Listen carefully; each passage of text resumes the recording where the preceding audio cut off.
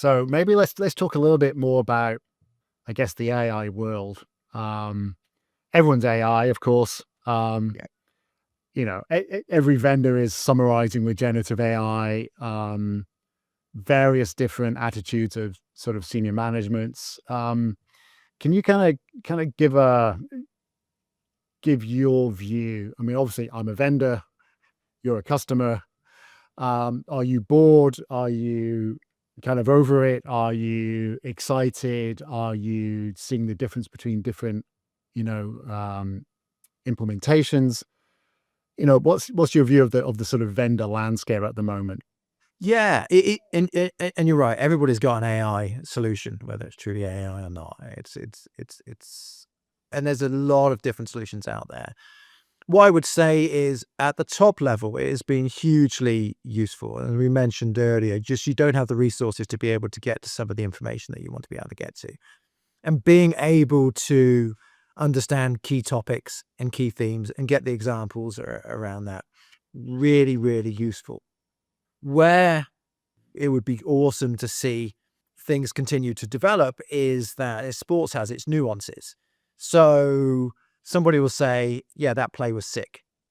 And still in traditional AI, I still say, well, yeah, that was a negative comment. Yeah. And it's not. And so the more that we can ingrain what is relevant for sports and particularly for the team. You might have got team A that's all about inclusivity, and you've got team B that's all about glitz and glam, and you've got team C that's all working about hard working.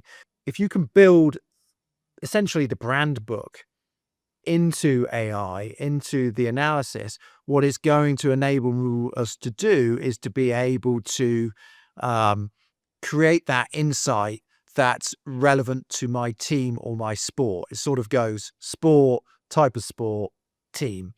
And the further you can get down that funnel, the more relevant it becomes and the more useful I can take that insight and use it. Because I might see something that would be relevant for team A, but for team C, no, that's what we want to be portrayed like this. And that's great. Or it's not, it's terrible. Why are they thinking of us like this? Yeah. And being able to manage some of that. And then I would say the other thing that comes and goes as far as within the AI capabilities is conversational AI.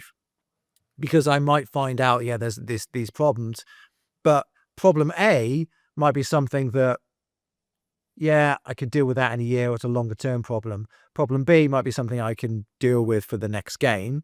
So I actually need to do a quick deep dive into the second problem. And I want to be able to ask very specific questions to pull out that incremental information. The more I can do that, the quicker turn I can do on those issues that are really sort of top of mind and critical to the org. Yeah. And I think, so we see a sort of similar thing, I think, on the immediacy and actually maybe closing the loop on the actions. So yeah, we're starting to see projects now where, it's obvious that an intervention needs to be made. Why are we waiting for the insight to be surfaced to an individual who then has to go and take a sort of manual action to go and do that? Why are we just not automatically doing that? So why aren't the sort of analytic platforms not just giving the right parcel of data to the CRM system in order to send an email to that fan? Yeah, absolutely, Ben.